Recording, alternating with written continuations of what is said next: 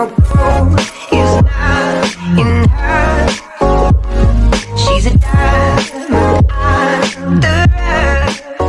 Wanna lay you.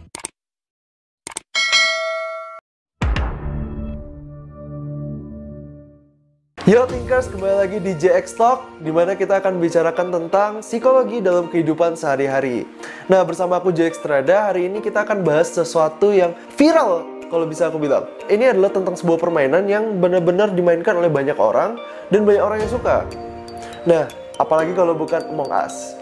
Among Us ini adalah permainan di mana ada beberapa crewmate yang harus mencari seorang penipu atau impostor yang berada di satu tempat yang bersamaan. Jadi mereka semua melakukan kegiatan, melakukan pekerjaan, dan si tugas dari impostor ini adalah untuk membunuh satu persatu, dan tugas dari crewmate adalah mencari si impostor. Uniknya ada sebuah sindrom yang muncul sesuai dengan karakteristik dari permainan ini, yaitu impostor syndrome. Disebut juga dengan impostorism, fraud syndrome. Apa itu impostor syndrome? Beberapa hari yang lalu itu banyak banget beberapa website, beberapa akun yang membahas tentang impostor syndrome. Tapi sebenarnya apa sih impostor syndrome? Langsung saja, impostor syndrome itu sebenarnya adalah rasa takut yang kita miliki karena kita merasa kalau diri kita itu tidak mampu. Kita ragu terhadap diri kita sendiri. Nah, impostor syndrome ini terjadi ketika kita mendapatkan sebuah kesuksesan.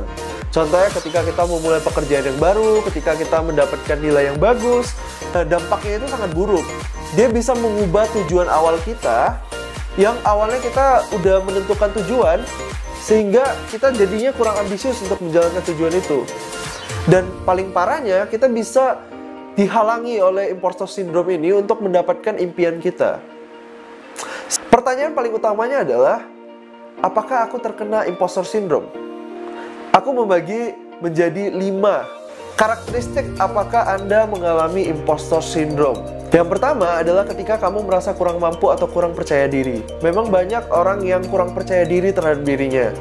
Tapi ketika dia mengalami impostor syndrome ini, dia akan secara konstan atau terus-menerus merasa kurang percaya diri. Yang kedua, itu adalah perfeksionis. Nah, ini banyak nih orang-orang perfeksionis yang merasa kalau dirinya itu dia menetapkan sebuah tujuan yang tidak mungkin dia bisa capai, terlalu perfect. Dan ketika dia gagal, dia akan menyalahkan dirinya sendiri. Orang-orang tipe perfeksionis tidak bisa puas dengan pekerjaan mereka, dan mereka akan sangat fokus terhadap kegagalan mereka sendiri. Nah, kira-kira siapa nih yang perfeksionis? Yang ketiga itu takut akan gibahan atau takut ketahuan. Nah, biasanya orang Indonesia itu kan suka gibah ya. Jadi para penderita impostor syndrome itu akan merasa kalau dirinya terus-menerus digibahi orang lain. Dan pada akhirnya dia takut kalau misalnya dirinya ketahuan kalau dia hanya seorang penipu. Nah, padahal kan enggak ya. Nah, itu rasa takut yang selalu dialaminya terus-menerus. Yang terakhir nih, yang keempat. Yang keempat adalah menolak kesuksesan dirinya sendiri.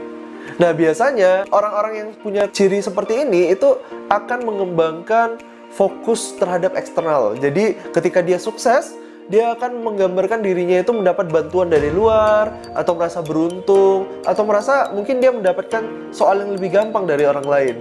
Padahal dia tidak menghargai sebenarnya usaha dirinya sendiri yang mungkin sampai bercucuran keringat darah ya untuk mencapainya. Kalau misalnya Anda mendapatkan salah satu ciri di atas, mungkin Anda itu adalah seorang yang menderita impostor syndrome. Tapi jangan khawatir, ini adalah beberapa cara untuk mengatasi impostor syndrome. Yang pertama, mengakui perasaan Anda. Bagaimana cara mengakui perasaan Anda adalah dengan cara, salah satunya yang paling gampang, menulis jurnal atau diary. Tapi kalau diary untuk mungkin merasa kayak anak kecil, ya sudah, kalau begitu tulis jurnal.